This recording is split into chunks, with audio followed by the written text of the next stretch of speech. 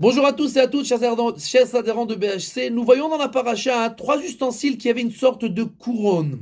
Il y avait la table où on mettait les 12 pains, où il y avait une sorte de couronne autour de la table. Il y avait l'arche sainte, où il y avait là-bas les 10 commandements, et il y avait une sorte de couronne au-dessus de l'arche sainte. Et le Mizbeach HaZahav, là où on faisait les encens, il y avait aussi une couronne d'or au-delà, en haut du Mizbeach HaZahav. Si l'on fait attention, nos sages nous disent qu'il y a trois sortes de couronnes. La couronne de la royauté, la couronne de la Torah et la couronne de la Keuna. Et si l'on fait attention, ces trois couronnes qui sont en parallèle en fait. Nos sages nous dévoilent le secret de ces trois couronnes. La couronne de la Torah, bien entendu, c'est la couronne qui est au-dessus de l'arche sainte où il y a les 10 commandements.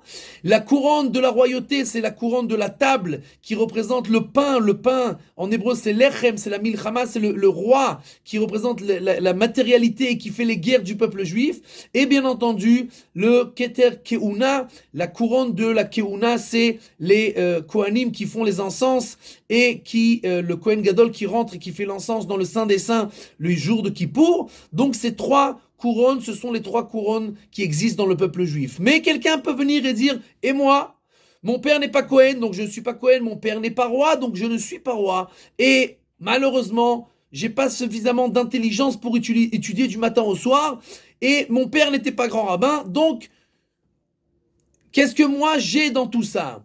Alors la Mishnah nous dit Veketer Shem Tov ole al gabehem, la couronne du bon nom, c'est-à-dire que tu as une bonne réputation. Alors ça va au-delà de ces trois couronnes. Pourquoi? Puisque ces trois couronnes, on les reçoit de son père en général, d'accord? Mais ça, c'est ton travail. Bien entendu, un roi peut faire un travail personnel et arriver aussi au Shem Tov. Un Kohen de même, etc.